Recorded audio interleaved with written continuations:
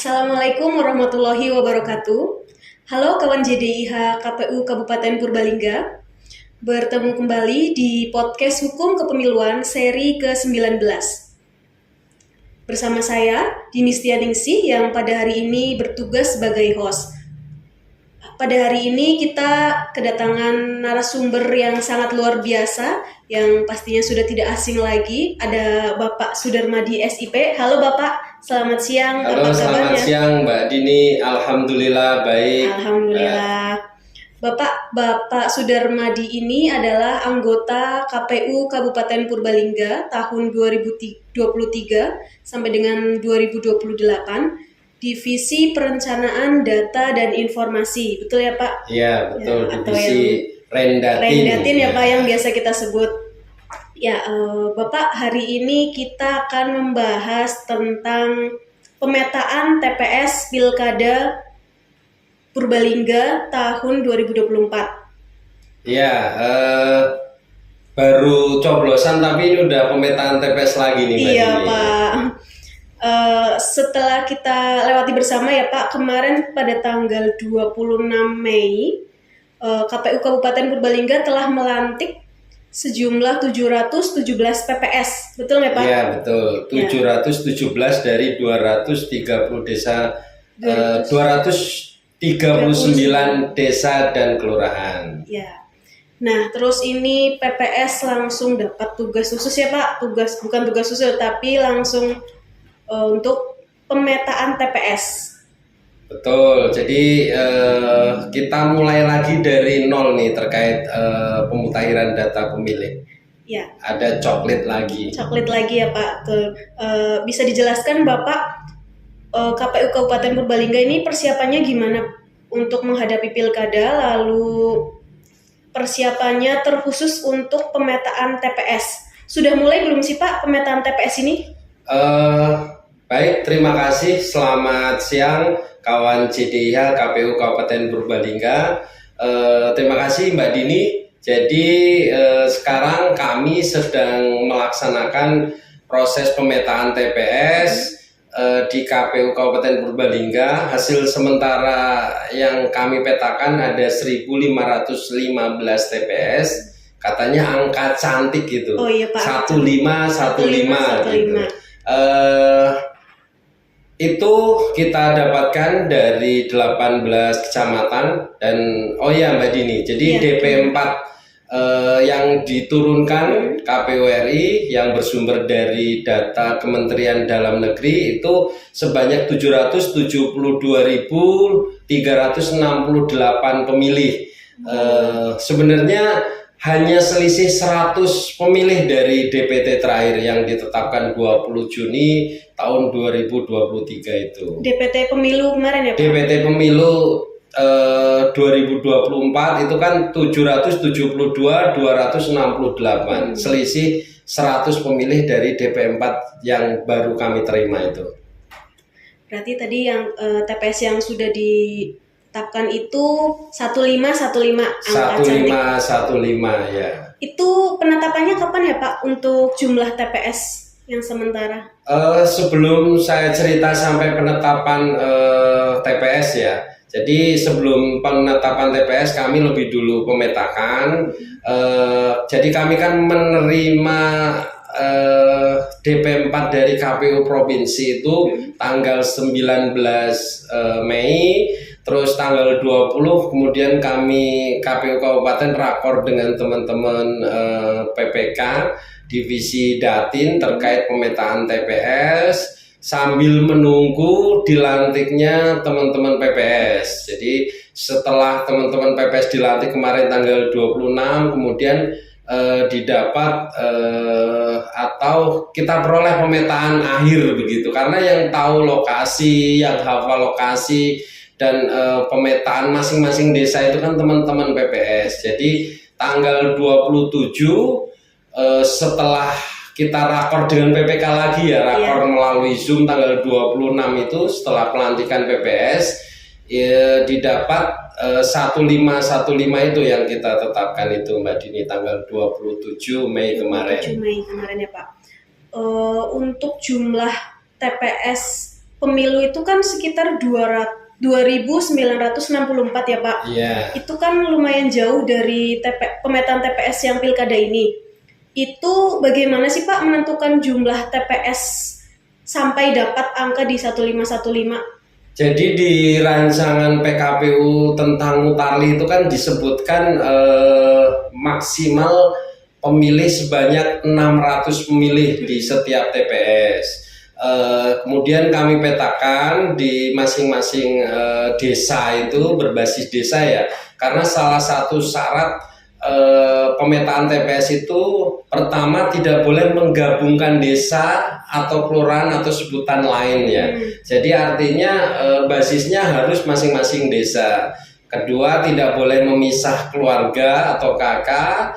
Ketiga, tentunya kita mendekatkan TPS dengan pemilih agar masyarakat atau pemilih itu tidak kesusahan nanti kalau ke TPS. Jadi dari pemetaan tersebut tentunya dengan melihat kondisi geografis kita putuskan sebanyak 1515 TPS itu. Itu termasuk satu TPS lokasi khusus di Rutan Purbalingga, begitu Mbak Dini. Jadi TPS lokasi khususnya ada satu ya Pak? Ada satu, sama seperti pemilu kemarin. Oh, ya, di Rutan ya Pak? Masih sama di Rutan.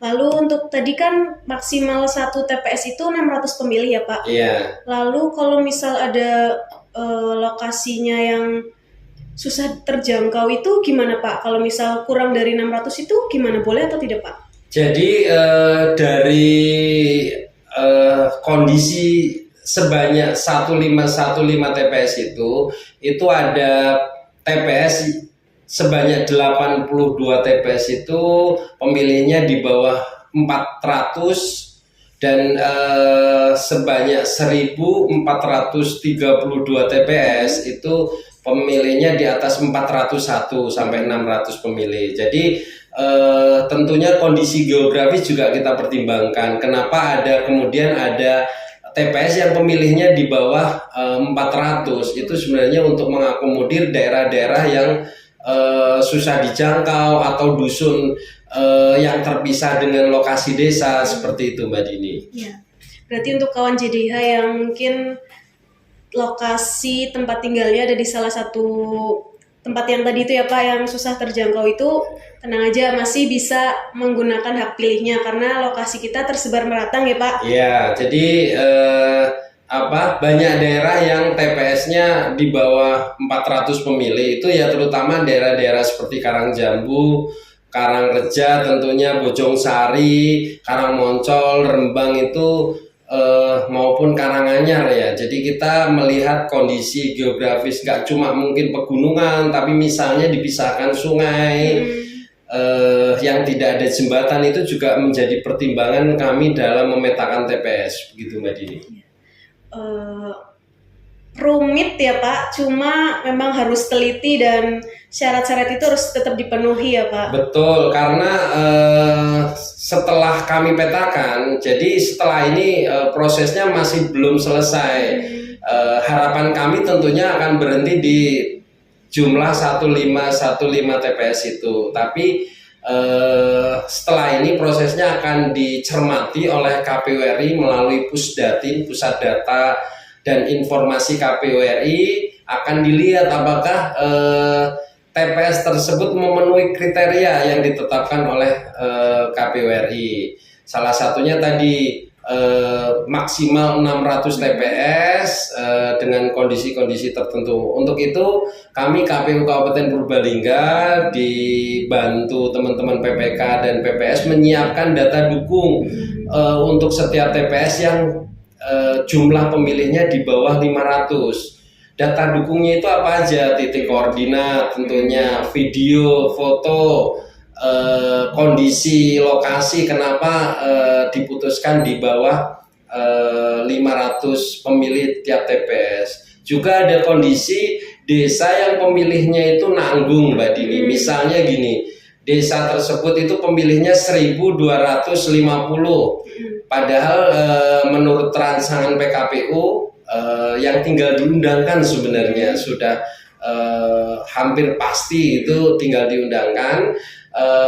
maksimal 600. Kalau 2 TPS itu lebih. Lebih 50 Tapi ya, kalau Pak? dibuat 3 TPS itu kan ketemunya cuma 400, kurang lebih 415 pemilih per TPS. Kondisi-kondisi itu juga yang kami siapkan data dukung, kronologi, dan lainnya ya, hingga KPU RI nanti percaya bahwa kami memang dalam memutuskan jumlah TPS 1515 itu sudah menyiapkan semua data dukungnya ya, begitu, Pak. Mbak Dini.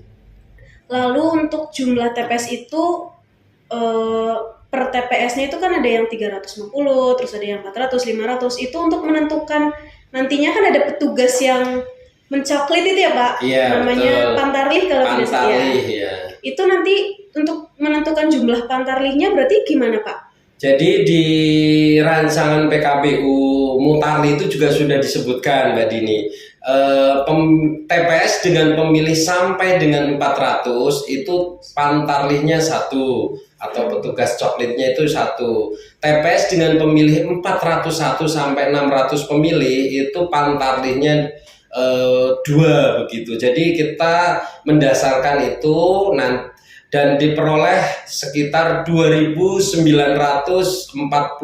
pantarlih nanti di Purbalingga begitu, Mbak Dini. Ya, itu ada sekitar 2.900, berapa tadi, Pak? 2.946 petugas pantarlih. Ya, nanti teman-teman kawan-kawan JDH juga bisa mendaftarkan diri untuk menjadi anggota pantarlih ya, Pak. Betul. Tahapan pemetaan TPS ini itu sampai kapan sih, Pak? Jadi tanggal 3 sampai tanggal 7 Juni kami akan diundang KPU RI untuk mengikuti BIMTEK terkait Mutarlih dan e-coklit ya. Salah satunya terkait pemetaan TPS itu. Harapan kami tentunya setelah dicermati oleh Pusdatin KPU RI jumlah TPS tidak berkurang karena secara rerataan jumlah pemilih per TPS kami masih di atas 500, yaitu 510 pemilih per TPS.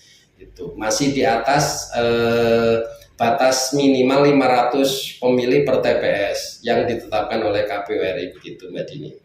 Berarti tetap ada kemungkinan perubahan jumlah TPS nih, Pak? Masih ada kemungkinan kalau hasil pencermatan oleh KPU RI ternyata kami harus merubah, misalnya ada kondisi beberapa TPS harus di-regrouping seperti kondisi pemilu kemarin ya, kami tentunya sebagai KPU Kabupaten akan patuh begitu. Tapi harapan kami dengan data dukung yang kami siapkan, kronologi yang kami siapkan per TPS itu, KPU RI akan melihat secara objektif bahwa memang kondisinya tidak memungkinkan TPS itu menjadi 500 atau 500 lebih pemilih begitu, Mbak Dini. Ya, siap, Pak.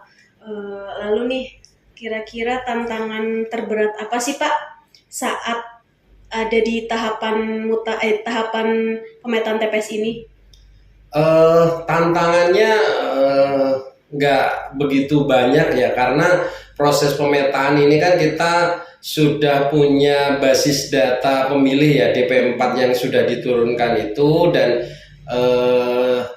sekarang PPK dan PPS sudah terbentuk. Dulu kan proses ketika pemilu tahun 2024 ketika proses coklit itu PPS belum terbentuk. Jadi sekarang memang dengan adanya PPS dan PPK yang sudah terbentuk ketika proses coklit itu lumayan banyak membantu, karena kami kan KPU Kabupaten tentunya tidak begitu memahami kondisi geografis maupun kondisi lingkungan masyarakat di masing-masing desa gitu, Mbak Dini. Jadi dengan adanya PPK PPS yang sudah terbentuk ini sangat membantu proses pemetaan TPS. Alhamdulillah tidak banyak waktu yang kita butuhkan, cuma hanya dalam waktu 1 minggu proses pemetaan sudah terbentuk begitu, Mbak Dini. Karena PPS kan yang lebih paham ya, Pak, di wilayahnya masing-masing. Jadi kawan-kawan JDH, untuk tahapan pemetaan TPS Pilkada 2024 ini sudah didapatkan TPS sementara berjumlah 1515, angka yang cantik. Itu sudah plus dengan TPS lokasi khusus, betul ya Pak? Betul. Ya, sementara ini sampai menunggu pencermatan oleh KPU RI ya Mbak Dini. Kalau kami sih sudah final di angka 1515, cuma tetap kami menunggu tentunya hasil pencermatan Pusdatin seperti apa. Harapan kami tentunya ini menjadi final dari jumlah TPS yang dibutuhkan oleh KPU Kabupaten Purbalingga untuk melaksanakan Pilkada serentak 2024 ini. Terima kasih Bapak untuk waktunya yang sudah diluangkan untuk menyapa kawan-kawan JDIH dan memberikan informasi yang sangat bermanfaat. Mungkin ada pesan untuk kawan-kawan JDIH Bapak sebelum podcast ini kami tutup? Terima kasih Mbak Dini, terima kasih kawan-kawan JDIH KPU Kabupaten Purbalingga. Jadi sebentar lagi kami akan melaksanakan proses coklit tanggal 24 Juni sampai 24 Juli tahun 2024 ini. Tentu harapan kami banyak yang membantu kami dengan mendaftar sebagai petugas Pantarli ya. Kami membutuhkan 2.946 petugas Pantarli se-Kabupaten Purbalingga.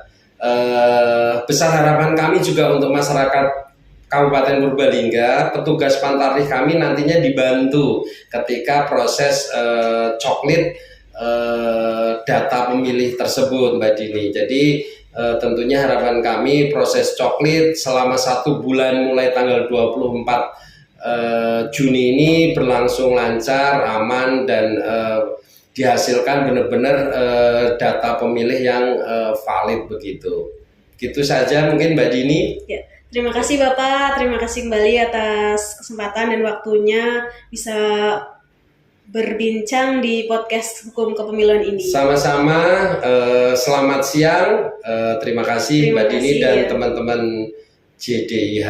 Ya, untuk kawan-kawan JDIH, jangan lupa tetap pantengin terus YouTube-nya atau podcast-nya Hukum Kepemiluan JDIH KPU Kabupaten Purbalingga, karena akan banyak informasi yang disampaikan melalui narasumber-narasumber yang sangat luar biasa tentunya.